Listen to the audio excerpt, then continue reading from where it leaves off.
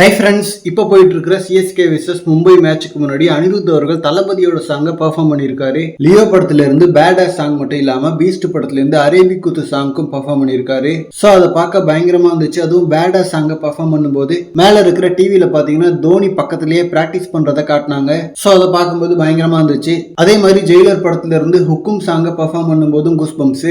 மெயினா அந்த உசுர கொடுக்க கோடி பேரு அப்படின்ற இடத்துல அனிருத் பாடாம ஃபுல் ஆடியன்ஸா அதை பாடினாங்க. ஸோ தோனி அவர்களுக்கு லிரிக்ஸ் புரியலனா கூட அது அவரை நோக்கி பாடுறாருன்றது ஃபீல் ஆயிருக்கும். அண்ட் இப்போ மேட்ச் பாத்தீங்கன்னா பயங்கரமா போயிட்டு இருக்கு. ஹிட்மேனை ஏர்லியா தூக்கிட்டாங்க.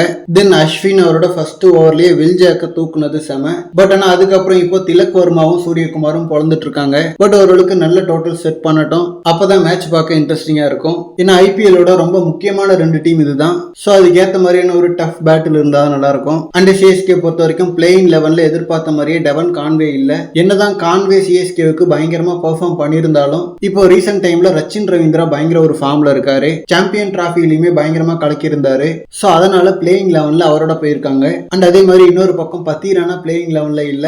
அவரோட பவுலிங் ஆக்ஷன்ல சில இஷ்யூ இருக்குன்ற மாதிரி ஒரு கான்ட்ரவர்சி போயிட்டு இருக்கு. ஸோ அதனால இல்லையா இல்ல ஸ்ட்ராட்டஜிக்கல் மூவ் ஆன்றது தெரியல. அண்ட் இம்பாக்ட் பிளேயரா ராகுல் திரிபாதி வருவாருன்னு சொல்லிட்டு ஒரு எதிர்பார்ப்பு இருக்கு. ஸோ என்ன நடக்குதுன்னு சொல்லிட்டு வெயிட் பண்ணி பார்க்கலாம். அண்ட் இப்போ ஒரு விக்கெட் விழுந்திருக்கு, Suryakumar out. Okay friends, match என்ன ஆகுதுன்னு சொல்லிட்டு வெயிட் பண்ணி பார்க்கலாம். அண்ட் இந்த மாதிரி ஹாட்டான அப்டேட்ஸ்க்கு நம்ம விஜய் ஃபோர்ட் சேனலை சப்ஸ்கிரைப் பண்ணுங்க. தேங்க்யூ.